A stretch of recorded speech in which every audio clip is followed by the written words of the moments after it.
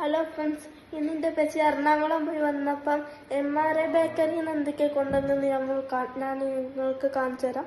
അപ്പം ഫസ്റ്റ് തന്നെ fruit bun, Biscoff പറഞ്ഞൊരു ബിസ്ക്കറ്റ് ഉണ്ട്,